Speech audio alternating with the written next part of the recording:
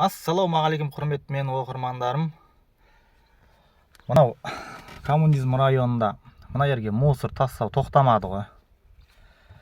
Хош, мына жерден оқушылар өтеді сабаққа. Сосын мына жерге иттер келеді да шашады, мына жолдың бойына дейін шашып тастайды.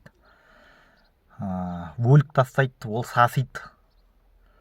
Сосын иттер, қарғалар, мына қарасаңыздар жүр ғой, мына кептер ма, қарғалар жүр.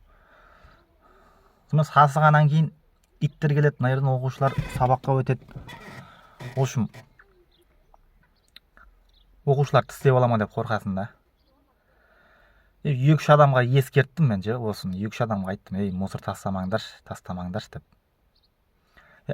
Әр бірінші күні есіктің алдынан алып кетеді ғой, мысалы, мына есіктің алдына қойсаңыз, қаппен есіктің алдынан алып кетеді.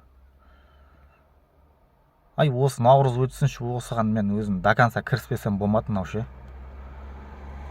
Мусор тастауын қоймады бұл. 2-3 адамға айттық тастамаңыздар деп. Қай уақытта тастайтынын білмейсің ғой.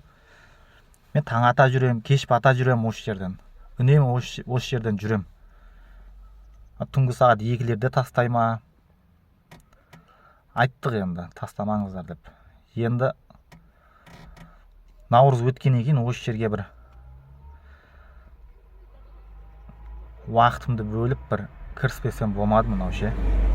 Мусор тастауын қоймады бұл. Просто сасиды да, мына жер сасиды да. Мына оқушы мына жерден өтеді мына. Мына жерге иттер жиналады, бүгін жоқ екен қайта.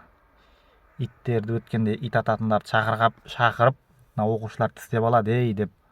Оларға да 1040 рет звондап, басшысына звондап, сөйтіп әрең шақыртқанбыз. Рахмет тыңдағандарыңызға. Наурыз өтсін, сосын осы жерге бір нәтиже шығармасақ болмады бұл.